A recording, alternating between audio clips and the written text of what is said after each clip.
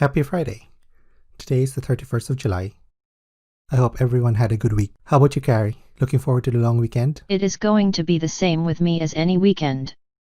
I will shut down for the weekend and recharge my batteries. On Monday, I will power up and see the world as if for the first time. It's a holiday on Monday. This is why I need to shut down and recharge my batteries. On Tuesday, I will power up and see the world as if for the first time. Good. As usual with the disclaimer, the opinions here are my own, and relying on any information from this podcast is at your own risk. On with the show. Hooray!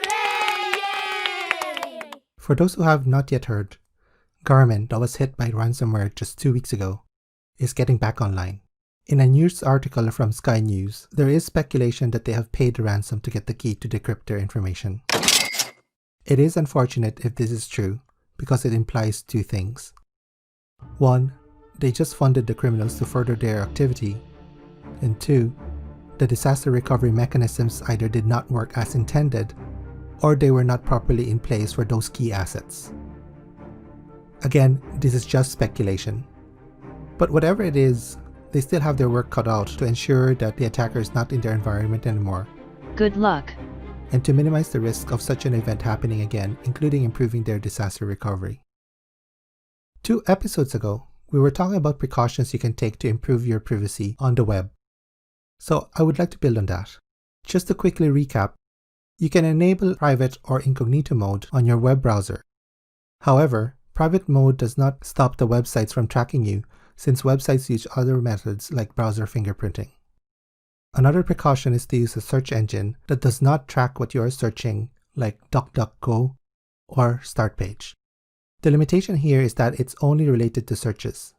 So another precaution I would like to share goes back to the web browser. A number of them support extensions that help block trackers. One such extension is from the Electronic Frontier Foundation, or EFF, called Privacy Badger or Privacy Badger, depending on how you pronounce it. Privacy Badger is not an ad blocker, but a tracker blocker. It just so happens that a number of ads do track, so they got blocked because of that behavior. The interesting thing about PB, no, not peanut butter, Lame. is that it learns to recognize those tracking behaviors and block that behavior. If there is some malicious tracking taking place, it will take note of that particular tracker and check on it for sites that you visit. If it comes up the third time, it will be blocked from that point forward. It's a badger that learns. At least it learns, unlike some people I know.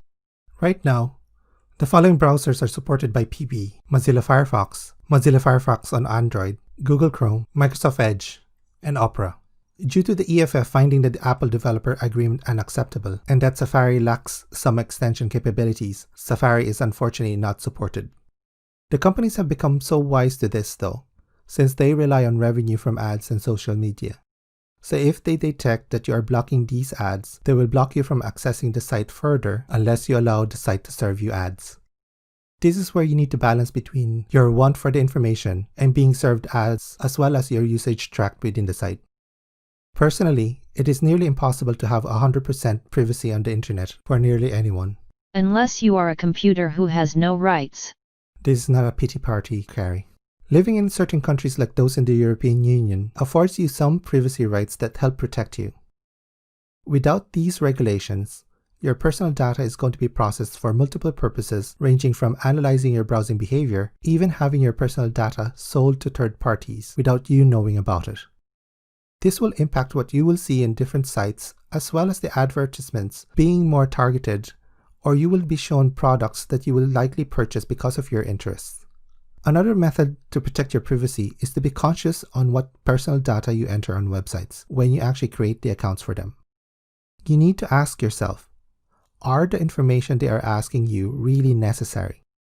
For example, if they are asking for your birth date because they want to find out if you are 18 years or older, do you really need to enter your actual birth date?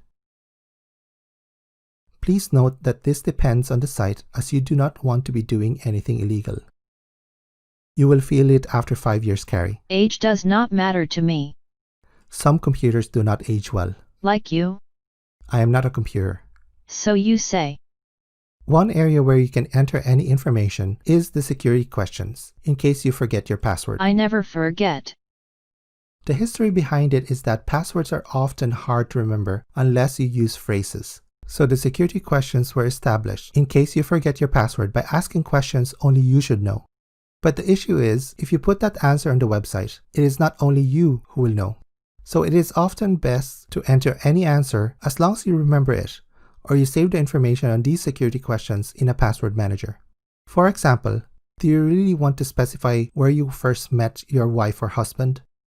This is just another piece of information that no one really needs to know. Just make sure you remember it, and be ready to have an answer if you do specify a different answer and your partner sees the answer to your question and it is not the location they expected. There will be trouble. Exactly. I hope those 2 tips have been useful. I will provide more tips the next time.